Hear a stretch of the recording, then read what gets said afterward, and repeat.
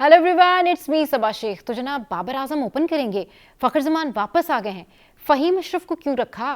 पाकिस्तान एक स्पिनर्स के साथ क्या करेगा? क्रिकेट ग्राउंड की क्या सूरत हाल है? ये सारा कुछ चल रहा है पड़ोसी मुल्क में यानी कि इंडिया में, जबकि अपने मुल्क में अपनी क्रिकेट टीम के साथ जो कुछ हो रहा है उसकी परवाह नहीं है। लेकिन आज हम डिस्कस करेंगे कि इंडियंस बाबर आजम के बारे में क्या कह रहे हैं, स्पेशली जो बाबर आजम के बारे में ये खबरें सामने आ रही हैं कि वो ओपन करने जा रहे हैं। तो अब लोग उनको कहते हैं कि जो पाकिस्तान है वो बाबर आजम को सचिन तेंदुलकर बनाना चाहता है। बाबर आजम को बकअप किया गया है कि जी आप पहले नंबर पर जाएं, खेलें और परफॉर्म करें, क्योंकि साइम अयूब जो है वो अब डेफिनेटली इस गेम का हिस्सा नहीं होंगे। अब पता नहीं उनकी वापसी कब होती है। तो ये सारी बातें जो हैं वो पड़ोसी मुल्क से आ रही हैं। तो इन सारी बातों का जवाब जो है वो आपको हम यहाँ से देते हैं। अच्छा जनाब, तो अब बात ये है कि हमारा लाइनअप, हमारी टीम, हमारे लोग, हमारी आपस की तनकीद, इसके ऊपर मैनिपुलेशन करने की ज़रूरत नहीं है। जब क्रिकेट ग्राउंड्स के हवाले से हम कोई बात करते हैं तो वहाँ से उनके बड़े सीनियर जर्नलिस्ट जो हैं विक्रांत गुप्ता, वो कहते हैं हमें क्यों बता रहे हैं कि ग्राउंड रेडी है, हमें क्यों बता रहे हैं कि ये सारी तैयारियां जा रही हैं। अच्छा जनाब, फिर आपके यहाँ से जब शोर शराबा आता है तो फिर आप शोर क्यों मचा रहे हैं कि क्या होगा? इसकी फिक्र करने की आपको बिल्कुल भी ज़रूरत नहीं है, क्योंकि पाकिस्तान रेडी है होस्टिंग के लिए। बल्कि आप लोगों ने जो फिक्र डाली हुई है वो अपनी टीम के ऊपर फिक्र डाली हुई है। और इंडिया में अब जो टीम के ऊपर प्रेशर है वो प्रेशर ये है कि चैंपियंस ट्रॉफी के मैचेस जो हैं वो हाइब्रिड मॉडल कराने का मकसद ये हुआ कि जी अगर एक दो मैचेस इंडिया खेल के फारिग हो जाता है दुबई में तो वापस फिर फाइनल यहाँ हो जाएगा, और अगर फाइनल यहाँ हो जाएगा तो उनका तो मकसद ही डाउन हो जाएगा। तो उन्होंने तो उल्टा अपनी टीम के ऊपर ये प्रेशर डाला हुआ है कि चैंपियंस ट्रॉफी के मैचेस आपने खेलने नहीं है बल्कि आपने फाइनल भी वहाँ कराना है ताकि पाकिस्तान वहाँ आए। तो ये थॉट है आप लोगों की। और उसके अलावा बाबर आजम के हवाले से अगर मैं बात करूँ तो बाबर आजम के हवाले से अब मैं खुद भी बाबर आजम को ये कहना चाहती हूँ कि बाबर आजम, आपके ऊपर बहुत ज़्यादा प्रेशर है, क्योंकि लोगों की नज़रें आपके ऊपर हैं। आपकी फॉर्म कब वापस आएगी, आप कब खेलेंगे, आप कब बाहर निकलेंगे उस पूरे सिनेरियो से जो आपके इर्द गिर्द बना हुआ है। इंडियंस कहते हैं कि जी बाबर आजम और विराट कोहली का कोई कंपैरिजन नहीं है।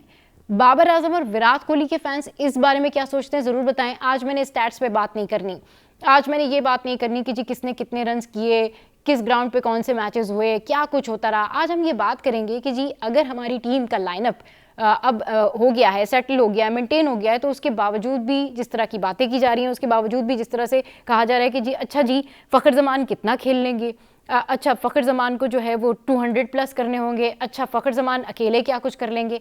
भाई it's all about team, it's all about our develop, it's all about our planning. जिन लोगों से गौतम गंभीर और रोहित शर्मा के आपसी मामला ठीक नहीं हो रहे, वो लोग बढ़ चढ़ के बात करते पाकिस्तान के ऊपर। वो लोग बात करते कि जी उनकी टीम में क्या होगा, अच्छा जी ठीक है उनकी टीम में तो ये प्रॉब्लम है, ये प्रॉब्लम है। ये हमारा प्रॉब्लम है जनाब कि हमारे फास्ट बॉलर जो है वो क्या कुछ कर सकते हैं, ये हमारा प्रॉब्लम है, ये हमारा मसला है कि हमारे जो स्पिनर हैं वो क्या करेंगे।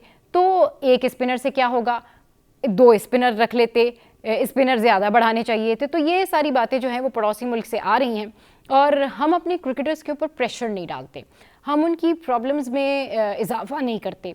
हम उनको ये नहीं कहते कि आपने जीतना ही है, हम उनको ये कहते हैं कि आपने मेहनत करनी है, आपने खेलना ही है। बाबर आजम इस वक्त सेंटर ऑफ फोकस हैं और हर किसी की नज़रें फ़खर ज़मान बाबर आजम पर लगी हुई हैं। Rizwan no doubt he is doing great, मगर रिजवान को अपने शेल से बाहर आना होगा। रिजवान आपको अब परफॉर्म करना होगा। आप जिस तरह से साथ देते हैं, जिस तरह से रन्स करते हैं, लेकिन कुछ स्टूपिड शॉट ऐसी हैं जो कि आप खेल जाते हैं और आपको सेंसिबल वहाँ पर रहना चाहिए, मुजाहरा करना चाहिए आपको इस बात का कि आप एक बड़े प्लेयर हैं और आपको अपनी क्लास अब शो करनी पड़ेगी। This is the high time कि तमाम क्रिकेटर्स जो हैं वो ये समझ लें कि उनके ऊपर एक बहुत बड़ी जिम्मेदारी है और वो अपने अपने शेल से बाहर आएँ और खेलना शुरू करें, और जिसको जो जिम्मेदारी दी गई है वो उसके अकॉर्डिंगली खेलें।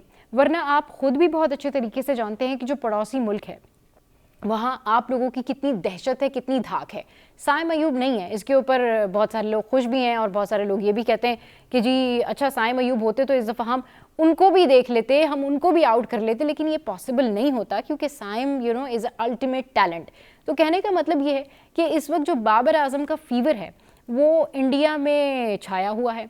अब बाबर आजम की लेग पुलिंग इस तरह से इंडियंस करते हैं कि कोई कहता है जी पाकिस्तानी उन्हें सचिन बनाना चाहते हैं, कोई कहता है जी पाकिस्तानी उनका कंपैरिजन विराट कोहली से करते हैं, उनका तो कंपैरिजन दूर दूर तक विराट कोहली से है ही नहीं। विराट कोहली जिन दिनों में स्ट्रगल कर रहे थे, जिन दिनों में खेल रहे थे, उन दिनों में तो अगर बाबर आजम का कंपैरिजन किया जाए तो कोई कंपैरिजन ही नहीं बनता। तो ये सारा सिनेरियो इस वक्त इंडिया में है। लेकिन पाकिस्तान के हवाले से अच्छी खबरें ये हैं कि ट्राई नेशन सीरीज़ बिल्कुल वी आर रेडी एंड अब न्यूजीलैंड की टीम यहाँ पर आ चुकी है और आपने देखा कि उनका वार्म वेलकम किया गया, प्रैक्टिस भी शुरू हो गई है पाकिस्तान की जानिब से। अब बात सारी ये है कि पाकिस्तान इन दी एंड ये चैम्पियंस ट्रॉफी होस्ट करने जा रहा है इंशाल्लाह, और हम पूरी उम्मीद हैं कि हम अच्छे तरीके से चैम्पियंस ट्रॉफी जो है उसका इनेकाद करने में कामयाब होंगे और इंशाल्लाह कामयाब हो गए हैं। और जब ये सीटियां बजेंगी और रंग जमेगा तो फिर दुनिया भी देख लेगी कि क्या कुछ होता है। बातें करना बंद करें। अगर हम कोई भी चीज़ आपको बताते तो आप कहते जी क्यों बता दी, हमें तो नहीं सुननी थी, लेकिन जब हम नहीं बताते तो आप कहते क्यों छुपा रहे, ये तो छुपा रहे।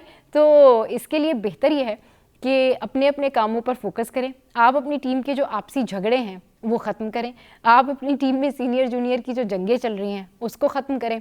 आप अपनी टीम से जो है वो स्टारडम निकालें, क्योंकि हमारे यहाँ तो सब एक प्लेटफॉर्म पर एक होकर खेलते हैं।